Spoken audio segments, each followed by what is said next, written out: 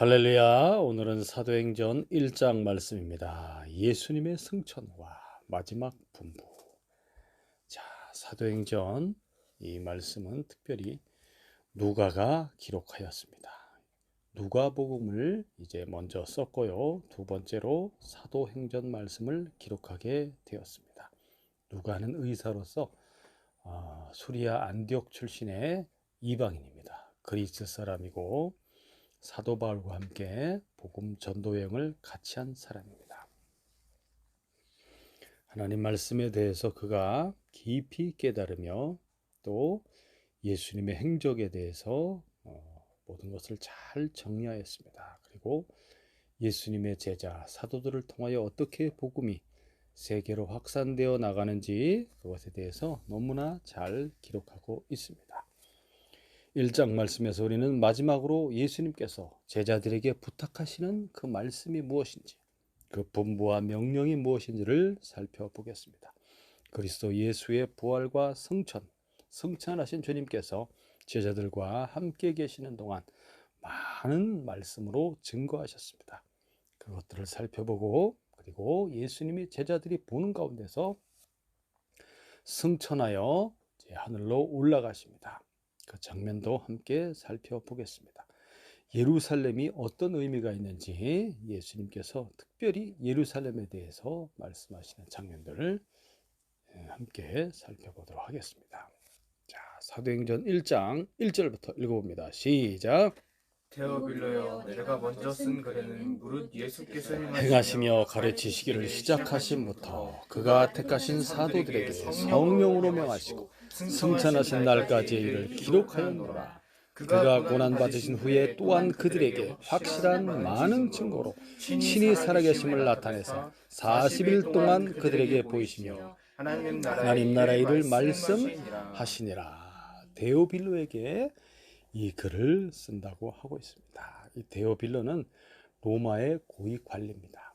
그를 각하라고 누가복음에서는 칭하고 있는데 대단히 높은 그런 관리가 되겠습니다. 행정장관 또는 총독 정도가 되겠고요. 이 데오빌로는 기독교에 대해서 이미 깊은 이해와 관심을 갖고 있었습니다. 데오빌로에게 이 사도행전의 말씀을 잘 기록해서 보내는 것입니다. 먼저 쓴 글은 누가복음입니다. 누가복음에 예수님께서 이제 그 모든 행적을 다 기록했죠. 예수님이 행하시며 가르치기를 시작하신부터 공생의 사역이죠. 3년 동안의 모든 사역에 대해서 이제 누가가 기록했죠. 그리고 사도들을 택하시고 그리고 성령으로 명하시고 승천하신 날까지의 일을 기록하였노라. 네, 누가복음의 기록이죠. 성령으로 명하시고 이 부분은 예수님이 모든 사역을 행하실 때 철저히 성령의 인도를 따라서 예수님께서 행하셨습니다. 성령의 이끄심을 따라서. 그리고 이제 마지막에 부활하신 주님이 제자들에게 나타나셔서 숨을 내쉬며 가라사대 성령을 받아라 이렇게 말씀하셨죠. 성령을 받아라. 그것이 성령으로 명하시고에 해당하는 말씀이 되겠습니다. 부활하시고 그리고 승천하신 날까지의 일을 기록하였으며 3절에 보면 그가 고난받으신 후에 또한 그들에게 확실한 많은 증거로 무엇을 증거했습니까? 친히 살아계신 부활에 대해서 아주 여러 번 수차례 많이 예수님이 직접 그의 부활에 대해서 제자들에게 또 많은 사람들에게 나타나시고 보여주시고 만지게 하시고 함께 음식을 잡수시고 떡을 굽고 숯불에 떡을 굽고 생선을 굽고 이렇게 함께 식사하면서 주님이 왜 부활하셔야 하는지 그리고 실제로 부활하신 예수님의 몸을 다 보여주면서 부활에 대해서 친히 살아계심에 대해서 많은 증거를 나타내신 것을 볼 수 있습니다. 그만큼 생명의 능력으로 사망을 이기는 부활이 그렇게 중요하다는 겁니다. 예. 그럼으로써 그가 하나님의 아들로서 인정되신 것입니다. 부활하심으로써. 그래서 예수님의 제자들과 또 예수님의 사도들이 있죠. 그리고 예수님을 따르는 제자들이 많이 있어요. 70명의 제자들이 있고 또 예수님을 따르는 수백 명의 그런 사람들이 있습니다. 예수님 먼저 사도들에게 나타나서 이렇게 부활을 증거했을 때 그 사도들의 증언을 들을 때 믿지 않는 사람들이 많이 있었다는 거예요.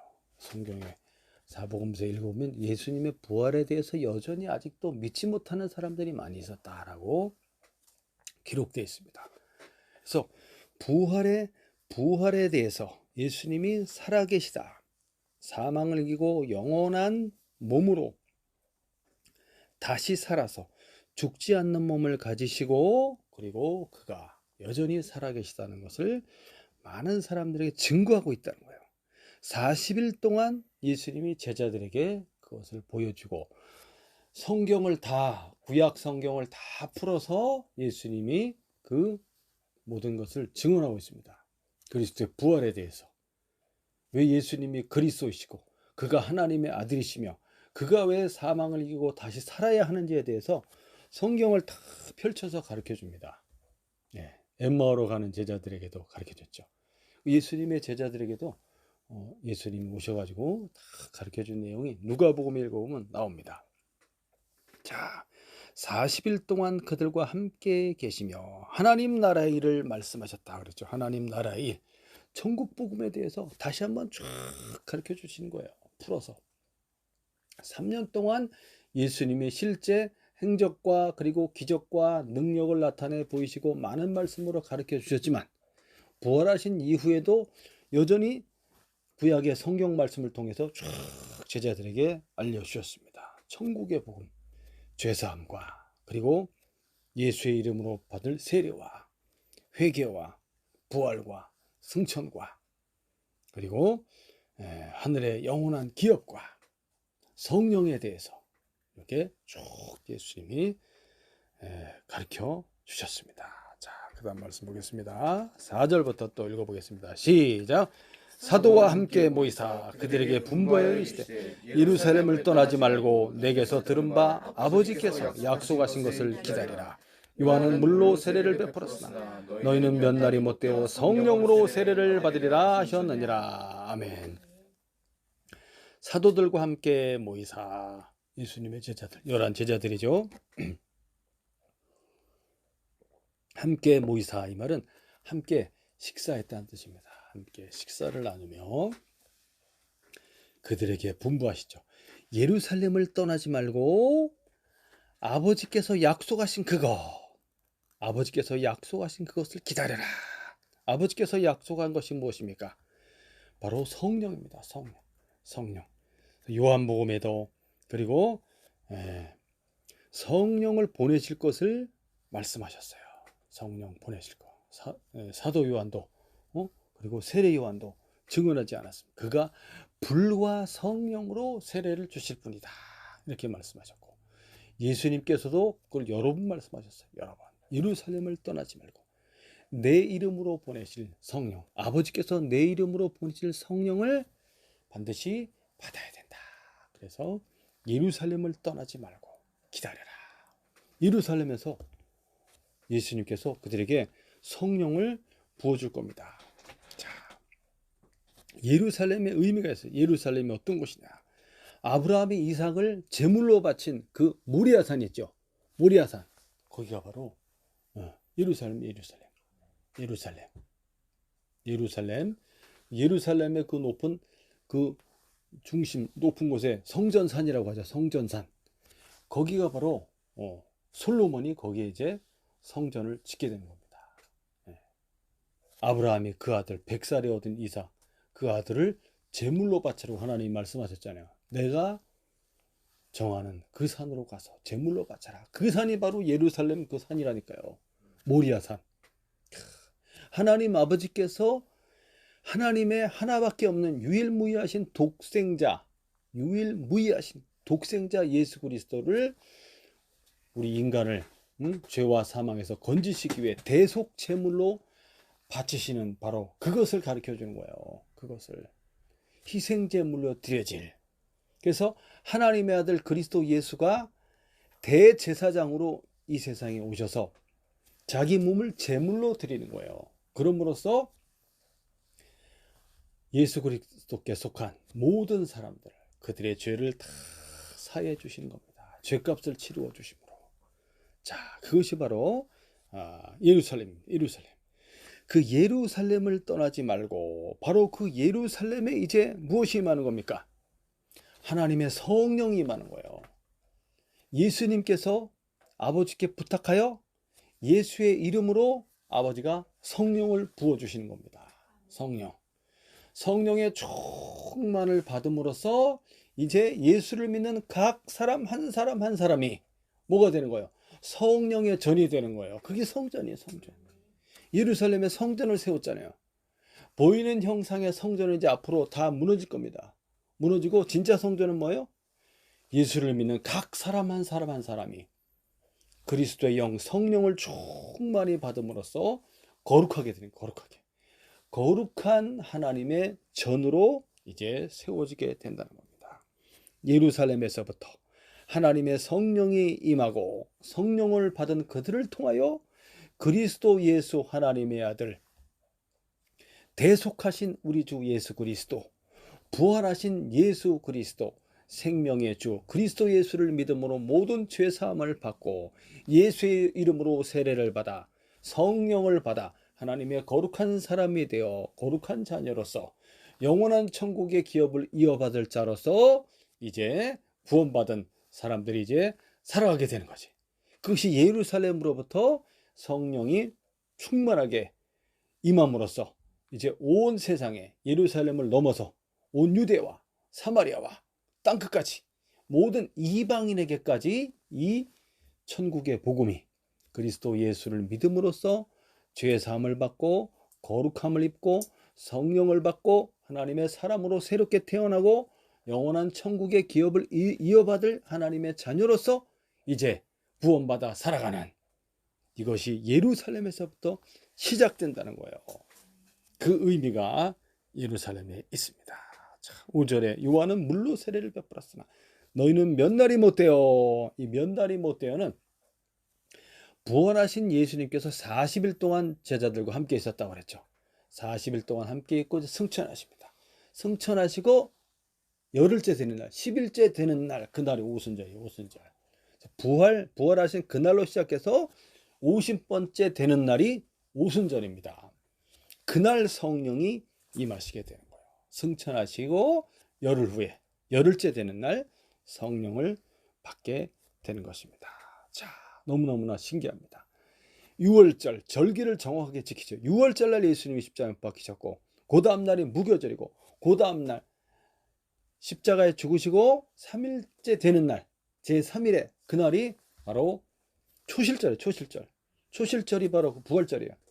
부활절 그날로부터 시작해서 50번째 되는 날이 오순절인데 그날을 77절이라고 하죠. 77절 또는 맥초절. 자, 그날에 성령이 쫙 부어지게 되는 거예요. 그래서 우리 주 예수님은 성령과 불로 파워를 이렇게 성령은 파워입니다. 그래서 우리 사람은 육신이 있고 그 다음에 영이 있어요. 영이 있고 육체와 영으로 되어 있지. 육체와 영. 여기에 하나님의 성령이 들어오시는 거예요. 성령이 들어오심으로써 우리 영혼이 하나님께로부터 새롭게 태어나게 되는 거야. 새 영이라고 그래. 새 영. 새 영을 받은 사람, 그 사람이 이제 하나님의 거룩한 사람이 되는 거예요. 성령의 충만함을 받아야 됩니다. 성령의 충만함, 성령의 부어주심, 그리고 성령의 기름 부음이라고 말합니다. 또 성령 세례. 이제 몇 날이 못되어 성령으로 세례를 받으리라 하면서 아주 중요한 성령으로 세례받아야 될 것에 대해서 강력하게 예수님이 제자들에게 언급해주고 있는 것입니다. 그 다음 6절부터 보겠습니다. 시작. 그들이 모였을 때 예수께 여쭈어 이르되 주께서 이스라엘 나라를 회복하심이 이때니까 하니 이르시되 때와 시기는 아버지께서 자기의 권한에 두셨으니 너희가 알 바 아니요 오직 성령이 너희에게 임하시면 너희가 권능을 받고 예루살렘과 온 유대와 사마리아와 땅끝까지 이르러 내 증인이 되리라 하시니라. 아멘. 이스라엘 나라를 회복하심. 이것은 이스라엘의 이제 자유와 독립, 정치적인 독립을 물어본 거예요. 언제쯤 이 나라가 이제 로마의 압제로부터 해방되어서 그렇게 독립할 수 있겠습니까? 이런 걸 물어본 거지. 그런 건 신경 쓰지 마라. 때와 시기는 아버지의 권한에 있다. 오직 너희가 할 일은, 제자들의 사명에 대해서 예수님이 알려주는, 너희들이 할 일은 성령의 충만을 받는 것이다. 이제 내가 성령을 보내겠다. 이 성령은 예수님이 사망을 이기시고 부활하신 증거입니다. 여전히 살아계시다는 증거예요. 죽은 자의 이름이 무슨 능력이 있어요? 산자에게서 능력이 있는 거예요. 살아있는 그리스도, 그 이름으로 성령이 부어지는 거예요. 누가 보내는 거예요? 아버지께서 성령을 쫙 부어주시는데, 성령이 너에게 임하시면, 이 말은 성령이 오시는데 그 각 사람의 위에 오는 거야. 그래서 has come upon you, 이렇게 성경에 킹제임스 버전에 보면 나와 있어요. 위에, 그 사람 위에 성령이 쫙 임하시게 되는 거예요. 불같은 성령이 임하시게 돼요. 반드시 성령의 충만, 성령의 세례를 받아야 됩니다. 하나님의 거룩한 사람으로 새롭게 태어나서 성령의 권능을 따라, 예수님께서 성령의 이끄심을 따라서 그의 육체를 입은 인간으로서의 삶이 성령의 인도를 따라서 다 사셨어요. 예수님이 성령의 인도를 따라서 마귀에게 시험 받으러 가고, 성령의 인도를 따라서 모든 권능과 능력을 행사한 것이죠. 그래서 너희들도 성령을 받아야 된다. 성령을 받아야 되는 이유는 어디에 있습니까? 예수님이 가시기 때문에, 예수님 모든 사역을 다 이제 마치셨어요. 그래서 예수님은 이제 본래 자기 나라, 하나님 나라, 하늘나라, 아버지 보좌 우편에 예수님이 거기에 이제 자기 자리에 글로 가시고, 이제는 예수님이 그의 이름으로 그리스도의 영, 성령을 보내주심으로써 이제 성령의 인도를 따라야 된다는 거예요. 예수님이 안 계시기 때문에 반드시 철저히 성령의 인도하심을 따라서 그들의 남은 인생을 살아가야 돼. 어떻게? 영광스럽게. 무엇을 위해서? 그리스도 예수의 복음을 위해서 살아가야 되는 거예요. 너희들은 증인이다. 내 증인이다. 무엇의 증인입니까?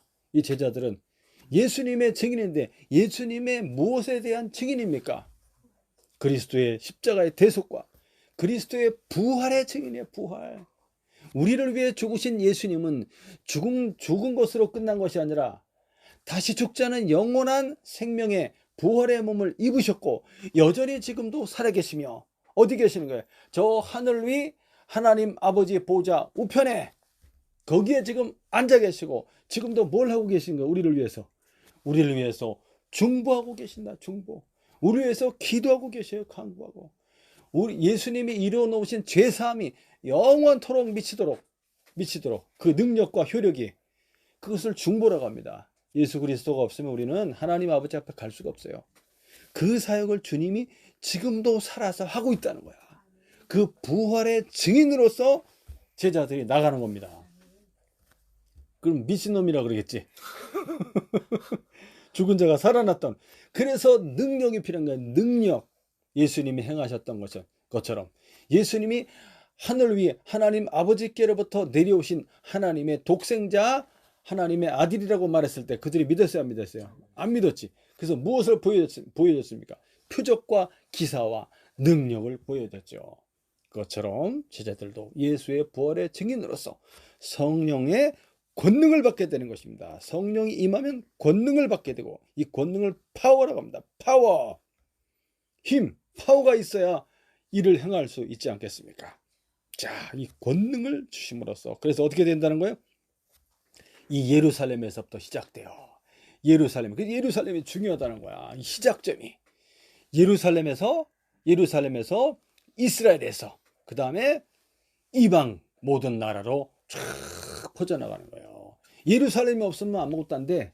예루살렘에서부터 시작돼요. 그 시작이 중요하다는 거야. 시작이 없이 중간 끝에만 있으면 안 되는, 시작이 어떻게 됐는가, 이게 중요하다는 거예요. 시작, 예루살렘에서부터 시작되어서 이 복음이 쫙 어떻게 전파되어 나가는지를 이제 사도행전에서 쫙 그것을 기록하게 될 것입니다. 온 유대와 사마리아와 땅끝까지 이르러. 이 사도행전에서의 땅끝은 로마까지를 기록하고 있어요. 로마. 그 이후에 이제 로마로부터 시작해서 전 세계, 유럽과 그리고 이제 아시아와 신대륙과 아프리카까지 막 동남아까지 막 쫙 퍼지게 되는 거죠. 내 증인이 되리라. 할렐루야. 이 증인이라는 말은 그 말 어원을 보면은 증인이 그 헬라어로 마르티스라는 뜻인데, 이 마르티스라는 말은 순교라는 뜻이 들어있어요. 순교. 그래서 순교자라는 뜻이 마더라는 뜻인데, 마더, 순교자라는 말 뜻이 증인이라는 그 말에서 왔다는 거예요. 순교자. 그래서 예수의 증인이라는 것은 목숨을 걸고 죽을 것을 이제 죽을 것도 감수하고 순교자의 자세로서 나가는 게 바로 예수의 증인인 것입니다. 할렐루야. 자, 또 말씀 보겠습니다. 9절부터 시작. 이 말씀을 마치시고 그들이 보는데 올려져 가시니 구름이 그를 가리어 보이지 않게 하더라. 올라가실 때 제자들이 자세히 하늘을 쳐다보고 있는데 흰옷 입은 두 사람이 그들 곁에 서서 이르되 갈릴리 사람들아 어찌하여 서서 하늘을 쳐다보느냐. 너희 가운데서 하늘로 올려주신 이 예수는 하늘로 올라가심을 본 그대로 오시리라 하였느니라. 아멘. 자, 예수님께서 하늘로 올려져 가셨다 그랬지. 여기서 지금 말하는 그들은 사도들, 사도들. 예수님의 특별히 그 11 사도들 앞에서 예수님이 이제 승천하시는 거예요.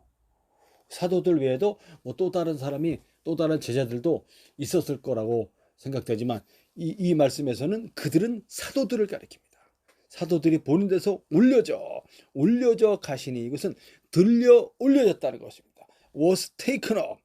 이게 누가 탁 취해서 촥 끌고 올라가는, 들려 올려져 가는, 이걸 가리킵니다. 자기가 올라가려고 막 이렇게 해서 이렇게 해서 올라가는 것이 아니고 위에서 끌어올리는 거야. 이렇게 위에서 끌어올리는 거. 그래서 우리가 부활하신 이제 예수님이 재림하실 때, 공중으로 재림하실 때 우리들이 이제 끌려 올라가게 되는 것입니다. 그걸 가르쳐 주는 거야. 예수님이 쫙 이렇게 들려 올려져 쫙 올라가게 되실 때 구름이 그 발을 가려서 구름이 쫙 가렸죠. 구름은 영광을 가리켜. 하나님의 영광과 하나님의 임재. 그 발을 쫙 가려졌는데 그때 이렇게 하고 쳐다보고 있는데 주님이 막 올라, 그 장면이 얼마나 놀랍습니까? 얼마나 놀라고 막 순간 주님께서 말씀을 마치시고 그냥 가시는 거야. 그냥 야, 붙잡을 수도 없어. 막 붕 떠서 막 아이고, 와 진짜 가시는구나. 어떡하지? 이렇게 어떤 그런 놀람과 감격과 어떤 두려움도 있었을 거야. 앞으로 우리 어떻게 되지? 그런 어떤 혼돈, 어떤 멘붕도 왔을 수도 있어요. 이렇게 쳐다보고 순간 주님은 사라지셨지. 그때 흰옷 입은 두 사람, 천사들입니다. 천사의 모습이 사람의 모습을 하고 있어요. 흰옷 입은 두 사람, 천사가 갈릴리 사람들아 이렇게 부릅니다. 대부분 다 갈릴리 사람들이, 이 사람들이 어부를 비롯해서 세리를 비롯하여 다 갈릴리 사람들이에요. 자, 갈릴리 사람들아 어찌하여 그렇게 하늘을 쳐다보느냐. 너희 가운데서 하늘로 올려지신 이 예수는 하늘로 가심을 본 그대로 오시리라. 보라, 인자가 구름을 타고 오리라. 분명히 이렇게 예수님이 말씀했지. 예수님이 재림에 대해서 분명히 말씀했어요. 마태복음 24장 30절에도 그때 예수님이 인자가 하늘에 구름을 타고 오리라. 그러면서 구원받은 택하신 자들을 땅 이 끝에서 저 끝까지 다 불러 모을 것이다. 이렇게 구름을 타고 오리라. 이렇게 기록하셨고, 그 다음에 가야바 그 대제사장 거기 잡혀가서 그때 신문할 때 네가 하나님의 아들 그리스도냐라고 말했어. 예수님 뭐라고 그랬어? 예수님이 이제 너희가 내가 하나님 아버지 보좌 우편에 앉는 것과 인자가 하나님 아버지 보좌 우편에 앉아 있는 것과 그리고 구름을 타고 오는 것을 볼 것이다. 그래도 죽여라. 그때도 분명히 예수님이 인자가 구름을 타고 다시 오실 것이다. 재림에 대한 소망, 이것을 지금 알려주는 것입니다. 이 재림에 대한 약속, 곧 오시리라. 우리 예수님이 곧 오시리라.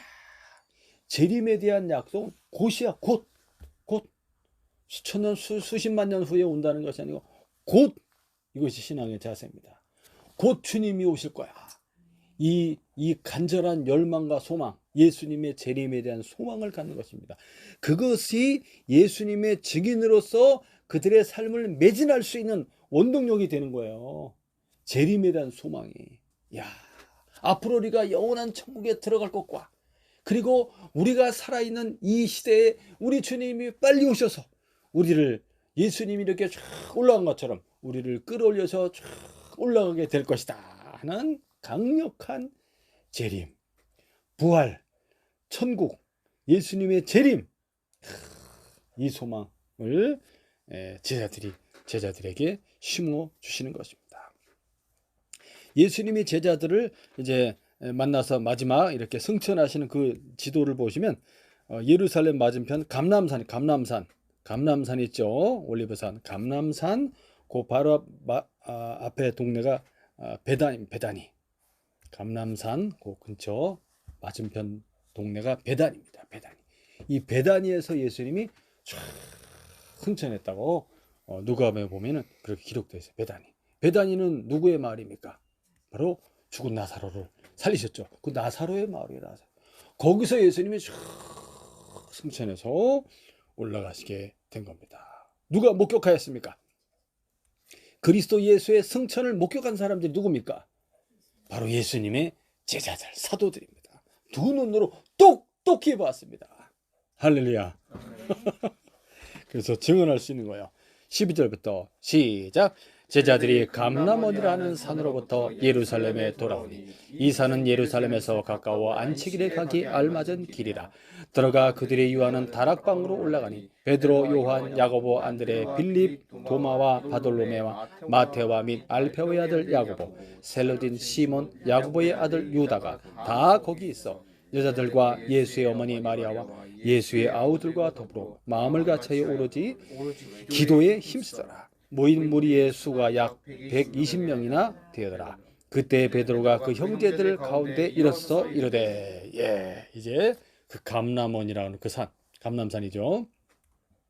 감람산 그 앞에 베다니 마을에서 이제 돌아오게 됩니다. 예루살렘으로 돌아오는 그 길이 키로수로 한 1.1km 정도가 됩니다. 1.1km. 그래서 안식일 날은 2,000규빗, 그러니까 1km 이상을 걸어다니지 말라는 장로의 유전이 있습니다. 장로의 유전. 그래서 여기서 보면 예루살렘에 돌아오니 이 산은 예루살렘에서 가까워 안식일에 가기에 알맞은 길이라. 이렇게 안식일에 가기에 알맞은 길이라. 이 말은 뭐냐면 그 안식일을 범하지 않고, 그러니까 그 장로들이 세워놨던 그런 유전들이 있습니다. 2,000규빗 이상을 이렇게 막 돌아다니지 말라고 되어 있어요. 그거를 의미한다고 보시면 되겠습니다. 그래서 감람원에서 다시 예루살렘까지 한 1km쯤 되는데 2,000규빗으로 이제 돌아오게 되는 거죠. 그래서 그들이 어디로 갔습니까? 유하는 다락방, 이 마가의 다락방입니다. 마가의 다락방. 그 이 마가도 나중에 그 사도 바울과 함께 1차 복음 전도 여행 갈 때 이 마가가 같이 갑니다. 예수님이 마지막 성찬식을 제자들과 최후의 만찬을 했던 그 장소가 있죠. 거기가 바로 마가의 다락방입니다. 그래서 마가의 어머니 이름도 마리아예요. 마리아. 이때 밑에 보면 마리아 이름이 많이 나옵니다. 그 마가의 다락방에 이제 11 제자가 함께 모였죠. 베드로, 요한, 야고보, 안드레, 빌립, 도마, 바돌로메. 바돌로메는 나다나엘이죠. 나다나엘. 그리고 마테, 알파에오의 아들 야고보, 작은 야고보라고 합니다. 그다음에 셀로딘, 시몬. 이 셀롯이라는 말은 열심히 있다 그런 뜻이에요. 그래서 셀로딘, 셀로 사람이라는 뜻이에요. 이는 사람 인자예요. 셀롯. 또 다른 복음서에 보면 가나나인이라고 되어 있어요. 이 가나라는 뜻은 열심히 있다 그런 뜻이에요. 셀로딘, 열심당원 시몬. 열심당원은 뭐냐면 무장 투쟁을 해서 이 이스라엘을 해방시키려고 하는 그런 사람들입니다. 무장 투쟁하는 사람들. 아주 과격한 사람들이지. 그 시몬도 예수님의 제자가 됐다는 거예요. 다양하죠. 어부도 있었고 뭐 세리도 있었고 이렇게 막 무장투쟁해서 막 나라를 독립시키려고 하는 그런 사람도 있었어. 자, 그 다음에 보면 야고보의 아들 유다. 이 야고보의 아들 유다는 누구를 가리키냐면 야고보의 아들 유다 다데오를 가리킵니다. 다데오. 그래서 11명의 제자들이 함께 모였고 마가의 다락방에 또 누가 모였어요? 여자들이 함께 모였다고 그랬죠. 여자들과 그리고 예수의 어머니 마리아, 그 다음에 예수님의 동생들. 예수님의 동생 중에 첫 번째 동생이 야고보입니다. 야고보. 사도 야고보 말고 예수님의 동생 야고보가 있어요. 사도 야고보는 일찍 죽어요. 일찍 순교를 당하고 예수님의 동생 야고보가 예루살렘 교회의 기둥 같은 인물이에요. 예루살렘 교회에 큰 두 기둥이 있어요. 한 사람 베드로고 그다음 예수님의 동생 야고보입니다. 이제 사도행전 읽어보면 야고보 얘기가 많이 나옵니다. 자, 그 아우들과 더불어 마음을 같이 해서 다 같이 오직 기도하기에 힘쓰더라. 자, 여기 제가 적어놨는데 예수님과 함께하였던 그런 많은 그 여자들이 있습니다. 예수님의 어머니 마리아, 그리고 7 귀신 들렸다가 고침을 받은 막달라 마리아, 글로바의 아내 마리아. 엠마오로 내려가는 제자 중에 글로바라는 사람이 있어요. 그 사람의 아내가 이름이 마리아야. 마리아. 그 다음에 예수님의 이모도 있었고요. 그 다음에 살로메. 이 살로메는 누구냐면 그 야고보와 요한의 어머니가 살로메입니다. 그 다음에 요한나, 수산나, 마가의 어머니 마리아, 나사라의 동생 마르다와 마리아. 그래서 마리아 이름이 많이 나와요. 자, 이런 많은 이 여성들이 예수님이 십자가에 죽을 때도 함께했고, 예수님이 이제 장사 지낼 때도 함께했고, 향품을 가져가서 예수님에게 발라드리려고 했고, 그리고 예수님이 바로 막달라 마리아에게 예수님이 나타나셨지. 예수님이 여러 번 나타났어요. 아까 제가 그냥 넘어갔는데 예수님이 그 제자들과 그리고 여인들과 그 다음에 여러 많은 사도들뿐만 아니라 제자들이 나타났어요. 10번 나타났다고 됐어요. 10번. 처음에 막달라 마리아에게 나타났지. 그 다음에 여인들에게 나타났지.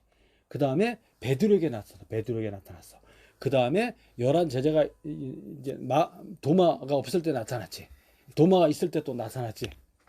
그 다음에 또 어디 나타났어요? 그 마지막에 갈릴리 바다 7 제자에게 나타났지. 그 다음에 또 언제 나타났어요? 그 다음에 보면은 야고보에게 나타났다고 했어요. 야고보에게 나타났고 500명의 형제들에게 나타났다고 되어 있어요. 그 다음에 또 누구에게 나타났어요? 그 다음에 마지막 예수님이 승천하실 때 11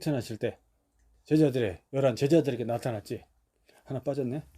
10번인데 나중에 한번 자세히 세보세요. 10번 나타났다고 됐어요. 10번 나타났다.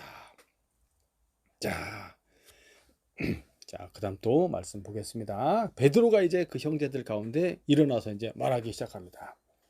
열심히 그들이 마가의 다락방에 모여서 120명이 모였다고 그랬죠. 120명의 제자들입니다. 사도들을 포함한 여러 제자들이 모여서 뭘 했어요? 기도. 무엇을 기다리는 거야? 몇 날이 못 되어 성령을 이제 받을 것이다. 성령을 보낼 것이다. 하기 때문에 성령을 받기 위해서 이 사람들이 기도하고 있었죠. 자, 16절부터 시작. 형제들아, 성령의 다윗의 입을 통하여 예수 잡는 사람 자들의 길잡이가 된 유다를 가리켜 미리 말씀하신 성경이 응하였으니 마땅하도다. 이 사람은 본래 우리 수 가운데 참여하여 이 직무의 한 부분을 맡은 자라. 이 사람이 불의의 싹으로 밭을 사고 그의 몸이 곤두박질하여 배가 터져 창자가 다 흘러나온지라. 이 일이 예루살렘에 사는 모든 사람에게 알려져 그 밭을 아겔 다마라 하니 이는 피밭이라는 뜻이라. 시편에 기록하였을 때 그의 거처를 황폐하게 하시며 거기에 거하는 자가 없게 하소서 하였고 또 일렀을 때 그의 직분을 타인이 취하게 하소서 하였도다. 형제들아, 이렇게 하면서 형제들아, 이제 초대교회의 첫 번째 이제 그리스도를 믿는 사람들, 이제 이 성도들을 형제들아 이렇게 표현하는 장면이에요. 처음 나와요. 형제들아. 자, 믿음의 형제들아 하면서 성령이 다윗을 통하여 가룟 유다에 대해서 예언한 말씀이 있다. 다윗의 시편에 두 군데 나와요. 그게 시편 69편 25절과 109편 8절에 나오는 거예요. 69편 25절의 말씀은 그의 거처를 황폐하게 하며 거기 거하는 자가 없게 하소서, 그 부분이고, 그 다음에 그의 직분을 타인이 취하게 하소서. 가룟 유다가 이제 자살해 죽었단 말이에요. 한 사람 없어졌잖아. 그래서 그 빈자리를 다른 사람이 이제 취하게 하소서. 그게 다윗의 시편에 미리 기록되어 있는 거야. 기록되어 있어. 자, 그것을 베드로가 언급하면서 이제 제안을 하는 겁니다. 그러면서 가룟 유다가 어떻게 죽었는지에 대해서 조금 설명을 하고 있어요. 원래 이 사람은 우리 수에 함께 참여한 사람, 12사도에 들어왔던 사람이지. 근데 이 사람이 가룟 유다가 맡았던 직분이 뭐였어요? 가룟 유다. 돈 관리를 맡았지. 회계의 직분을 맡았어요. 근데 이자가 탐심으로 인하여 예수님을 어떻게 했어요? 은 30에 팔아먹었지. 은 30에. 출애굽기 21장 32절에 보면 종의 몸값이 은 30냥이라고 은 30냥이라고 나옵니다. 그래서 이제 대제사장과 다 짜고서 내가 이렇게 해서 당신에게 예수를 넘기겠다. 그랬더니 이제 돈을 은 30냥을 줬지. 은 30개를. 그리고 나서 예수님이 십자가에 못 박혀 비참하게 예수님이 죽으셨고, 그것에 대해서 이제 죄책감을 느꼈던 이 가룟 유다가 어떻게 했어요? 그 돈을 갖고 대제사장한테 갖다 주면서 나 이 돈 못 받겠다, 가져가시오 한 거야. 그랬더니 대제사장이 이 돈은 피값이다, 피값. 죄 없는 자기들도 아는 거예요. 죄 없는 사람을 때려 죽인 거지. 십자가 못 박아. 그럼 피값이다. 이것을 우리가 이것을 우리가 성전에 그 창고에 둘 수가 없다. 그래서 그 돈으로 뭘 샀냐면 이제 나그네 묘지를 산 거야. 어떤 토기장의 밭을 샀어. 토기장의 밭을 샀는데 공교롭게도 그 밭의 위치가 이 가룟 유다가 죄책감을 느껴서 자살에 떨어지곤 바로 그 자리야. 이 대제사장이 밭을 샀는데 그 돈 갖고 밭을 샀어. 어떤 나그네 토기장의 밭을 샀는데 그 밭을 나중에 뭘로 만드냐면 나그네의 묘지, 공동묘지로 만들어 버려요. 공동묘지로. 근데 그 자리가 이 가룟 유다가 자살에 떨어져 죽은 자리야. 성전이 산이야, 산. 성전 그 산 끝에 가서 이제 그 아래 계곡으로 떨어지면 수백 미터 낭떠러지 떨어지게 돼. 그 밑에가 흰놈 골짜기라고 해서, 흰놈 골짜기. 거기 옛날에 그 솔로몬 왕 때 그 어마어마한 우상 숭배가 있었고 막 그 애기를 막 불태워 바치고 해서 그걸 막 그런 시신들을 막 뼈다귀를 막 거기다 막 갖다 버리고 막 그런 더러운 쓰레기장이면서 아주 더러운 그런 무덤가였어. 거기가 흰놈 골짜기가. 그 위에서 이제 목을 매달았는데 어떻게 됐는지 줄이 끊어졌는지 나무가 부러졌는지 하고 거기서 떨어져 가지고 어떻게 됐다는 거야. 배가 터져서 창자가 흘러나와서 죽었다고 돼 있지. 바로 그 자리가 흰놈 골짜기에 어떤 토기장의 밭이었고, 그 밭을 어떻게 만들었다는 거야? 나그네의 공동 묘지로 만들어 버렸다는 것이지. 그 이야기가 다윗의 시편에 예언되어 있는 거예요. 희한하게도 예언되어 있어. 그래서 20절에 보면 그의 거처를 황폐하게 하시며 거기 거하는 자가 없게 하소서. 그게 이루어진 것이지. 거기에 공동묘지가 되어버렸지. 자, 그리고 또 하나는 이제 권리난 한 사람이 죽었기 때문에 12명이 이제 하나가 빠져버리잖아요. 그거를 채우기 위해서 한 사람을 이제 제비 뽑아서 세우게 되는 그 장면이 신기하게 기록되어 있는 거예요. 그것을 베드로가 언급을 하면서 이제 우리는 한 사람을 다시 뽑아야 된다. 그 얘기를 하고 있는 것입니다. 그 밭 이름이 아겔다마. 그래서 피밭이라고 하지. 피밭. 피의 밭이다. 피밭. 아겔다마. 자, 그 다음 보겠습니다. 마지막 21절부터 읽어보겠습니다. 시작. 이러함으로 요한의 세력으로부터 우리 가운데서 올려져 가신 날까지 주 예수께서 우리 가운데 출입하실 때 항상 우리와 함께 다니던 사람 중에 하나를 세워 우리와 더불어 예수께서 부활하심을 증언할 사람이 되게 하여야 하리라 하거늘 그들이 두 사람을 세우니 하나는 바사바라고도 하고 별명은 유스도라고 하는 요셉이라 하나는 마띠아라 기도하여 이르되 무사람의 마음을 아시는 주여 이 두 사람 중에 누가 주님께 택한 바 되어 봉사와 및 사도의 직무를 대신할 자인지를 보이시옵소서. 유다는 이 직무를 버리고 제 곳으로 갔나이다 하고 제비 뽑아 마띠아를 얻으니 그가 11사도의 수에 들어가니라. 그래서 제비를 뽑게 된 거예요. 예수님께서 이제 처음 세례를 받으시고 세리요한으로부터 세례를 받으심으로써 이제 공생의 사역이 시작되지. 그리고 부활하셔서 이제 승천해 가시는 그날까지 주님께서 항상 우리 가운데 출입을 하셨다. 우리 가운데 출입하셨다. 이 말은 뭐냐면 이제 항상 주님이 어떤 방해도 받지 않고 항상 들어왔다 나갔다 하셨다 이 말이지. 아주 지극히 친밀한 관계를 의미하는 말이에요. 자, 이러한 이제 이런 주님과의 친밀한 관계 속에 있었던 항상 우리와 함께 다녔던 사람, 사도는 아니지만 제자들이지. 70명의 제자 중에 한 사람이라고 그래요, 마띠아가. 우리와 같이 다녔던 그런 70명의 제자 중에 한 사람을 이제 택하여 세워야 된다는 거죠. 그래서 그로 하여금 예수님의 부활하심을 증언할 수 있도록 그렇게 해야 된다.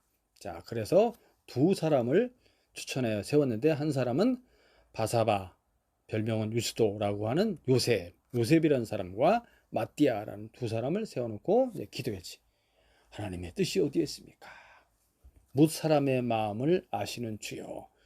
주님께서 택하신 그 사람이 누구입니까? 하고 기도하고 그래서 제비를 뽑은 거야. 제비를 딱 뽑았더니 누가 뽑혔어요? 바로 마띠아가 뽑힌 거야. 제비를 뽑았어. 이렇게 막 뽑는 거지 이렇게. 응? 마띠아라는 이름이 하나 써 있고 나머지 다 꽝이. 마띠아가 있고 그 다음에 이 사람 요셉이 있을 거 아니야. 그 꽝도 있고 막 쫙쫙 뽑았는데 예를 들어서 말하는 거예요. 마띠아가 뽑혔습니다. 마띠아. 그래서 마띠아를 11사도의 수에 이제 들어가게 되는데 마띠아에 대한 얘기는 딱 요것만 나오고 그 다음 이 사람에 대한 얘기가 없어요. 자, 이렇게 해서 사도행전 1장 말씀이 이렇게 기록이 된 겁니다. 어떻습니까? 얼마나 그 주님이 승천하시는 장면이 얼마나 놀라운 광경입니까? 마지막 주님께서 분부하신 그 분부를 잘 기억해야 되겠죠. 예루살렘을 떠나지 않고 기도하고 있었고 이제 사도행전 2장에 가면 성령이 강림하시는 장면이 이제 나오게 됩니다. 어마어마한 놀라운 여러분들도 성령의 충만을 받으시기를 바랍니다. 아멘. 성령의 충만을 빨리 받아야 돼요. 이미 여러분이 예수님을 주 예수로 하나님의 아들로 시인하고 믿고 있기 때문에 성령이 들어와 계십니다. 그러나 이제 불같은 성령의 충만을 받아서 성령에 이끌리는 삶을 살아가야 되는 거예요. 그래서 누구의 증인이 되어야 됩니까? 예수의 증인으로서 살아가야 된다는 거예요. 성령의 충만을 받기 위해서는 어떻게 됩니까? 기도해야 돼. 기도. 우리가 합심해서 기도해야 되는 거예요. 산으로 갑시다. 산으로 가서 우리가 성령의 충만 받기를 위해서 뜨겁게 기도하고 그럴 때 불같은 성령이 임하게 되는 것입니다. 능력을 받아서 예수 복음의 증인으로서 그 다음에 이 세속에 물들지 않고 거룩한 삶을 우리가 앞으로 매일매일 살아가야 하는 것입니다. 할렐루야. 그리스도 예수의 제자들이 이제 앞으로 어떻게 이 사도들이 어떻게 복음을 증거하는지 사도행전 이제 다음 장을 기대하시기 바랍니다. 기도합시다.